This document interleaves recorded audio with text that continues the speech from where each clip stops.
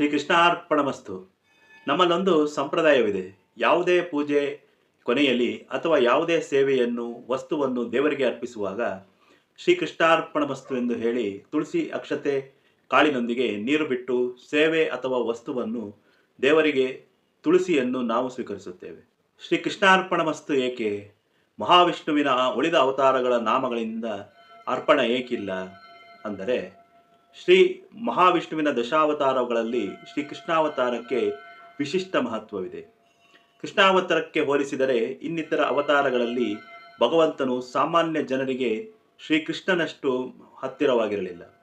ಶ್ರೀಕೃಷ್ಣನು ಅತಿ ಸಾಮಾನ್ಯರಲ್ಲಿ ಸಾಮಾನ್ಯರ ಕೈಗೆ ಸಿಲುಕುತ್ತಿದ್ದ. ಅದಕ್ಕಾಗಿಯೇ ಶ್ರೀಕೃಷ್ಣನನ್ನು ಗೋವಿಂದ ಎಂದು ಕರೆಯುತ್ತಿದ್ದರು. ಗೋವಿಂದ ಎಂದರೆ ಗೋಪಾಲಕನಲ್ಲ.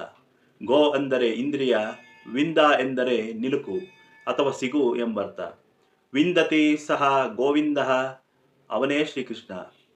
ಶ್ರೀಕೃಷ್ಣಾವತಾರವು ಒಂದು ಸಂಪೂರ್ಣ ಅವತಾರ, ಆದಿ ಹಾಗೂ ಅಂತ್ಯವನ್ನು ತೋರಿದ ಎಂಬರ್ಥದಲ್ಲಿ ಮಾತ್ರ.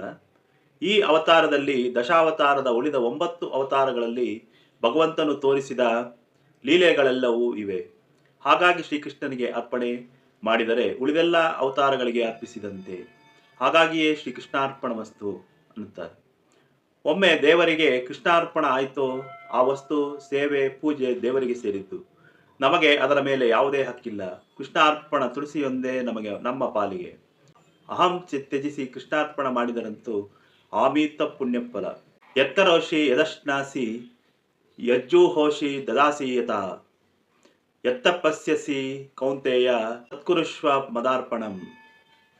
ಇದರ ಅರ್ಥ, ಓ ಕುಂತಿಪುತ್ರನೇ, ನೀನು ಏನು ಮಾಡುತ್ತೀಯೋ, ಏನು ತಿನ್ನುತ್ತೀಯೋ, ಏನು ಅರ್ಪಿಸುತ್ತಿದ್ದಾಯೋ, ಏನು ದಾನ ಮಾಡುತ್ತೀಯೋ ಮತ್ತು ಏನು ತಪಸ್ಸು ಮಾಡುತ್ತೀಯೋ ಅವೆಲ್ಲವೂ ನನಗೆ ಅರ್ಪಿಸು ಎಂದು ಶ್ರೀಕೃಷ್ಣ ಅರ್ಜುನನಿಗೆ ಹೇಳುತ್ತಾನೆ. ಕೃಷ್ಣಾರ್ಪಣಮಸ್ತು. ಧನ್ಯವಾದಗಳು.